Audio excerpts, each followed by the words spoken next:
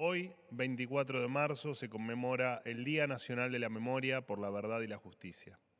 Como ustedes saben, el gobierno del presidente Milei tiene un compromiso inclaudicable con los derechos humanos.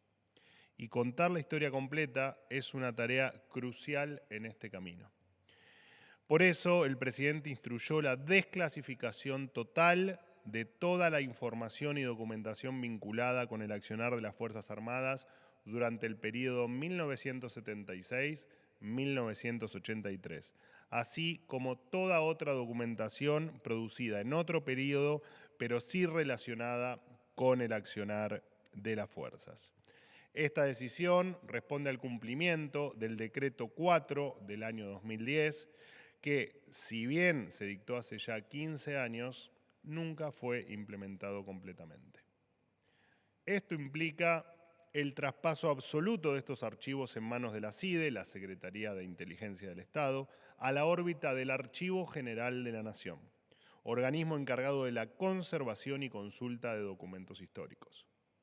Durante décadas, los archivos en manos de la CIDE permanecieron en las sombras y solo los gobiernos de turno tuvieron acceso a esta información secreta.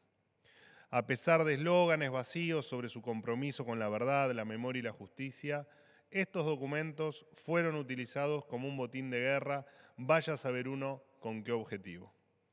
De esta manera, y por decisión del presidente Milei, los archivos relacionados al accionar de la última dictadura militar pasarán a estar al servicio de la memoria y no de la manipulación política. Esta iniciativa puede resultar novedosa para la Argentina, pero no lo es a nivel mundial. En muchos países del mundo ya se ha avanzado en procesos de desclasificación. Por ejemplo, en Estados Unidos recientemente se han liberado documentos sobre operaciones encubiertas, crímenes de guerra y asesinatos políticos de figuras claves, como por ejemplo John Fitzgerald Kennedy. Incluso en el Servicio de Seguridad británico se dio comienzo un proceso de apertura de sus archivos clasificados al público. La Argentina no puede quedar rezagada en este proceso. Lo que ocurrió en el pasado debe estar en los archivos de la historia, no en los archivos de inteligencia. En este sentido, y siguiendo la vocación de contar la historia completa, se reconocerá ante la Comisión Interamericana de Derechos Humanos que el atentado del Ejército Revolucionario del Pueblo, más conocido como ERP, a la familia del capitán Humberto Viola fue un crimen de lesa humanidad.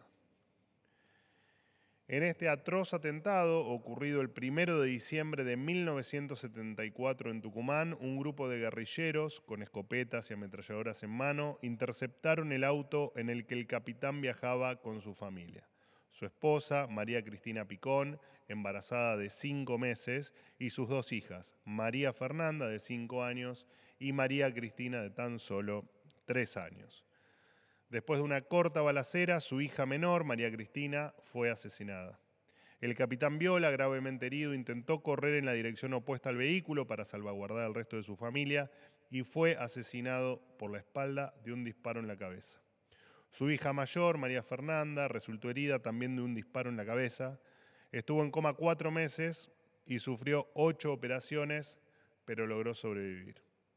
Su esposa, que afortunadamente salió ilesa del atentado, falleció en el año 2021 después de pasar el resto de sus días bregando por justicia, dado que tuvo que ver cómo los asesinos de su hija y su esposo, de apellidos Núñez, Carrizo, Paz y Emperador, fueron liberados hacia finales de la década del 80.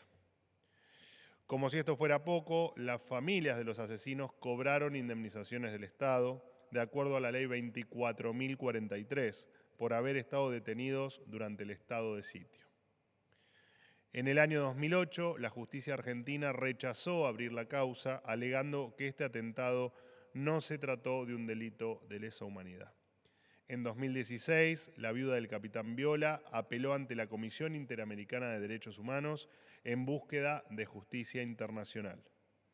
Durante la gestión del expresidente Alberto Fernández y la exvicepresidente Cristina Fernández de Kirchner, la Secretaría de Derechos Humanos, en aquel entonces conducida por Horacio Pietragala, remitió una respuesta ante la Comisión Interamericana de Derechos Humanos, donde sostenía que el atentado contra el capitán Viola y su familia no constituía un delito de lesa humanidad.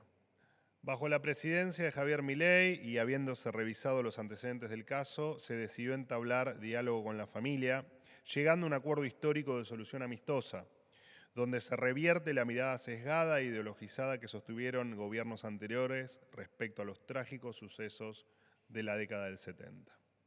Para el gobierno del presidente Milei, el asesinato del capitán Viole y de su familia constituyó un crimen de lesa humanidad. Este 24 de marzo y todos los días es necesario tener memoria completa de la historia de nuestro país y una memoria completa de la historia de nuestras Fuerzas Armadas.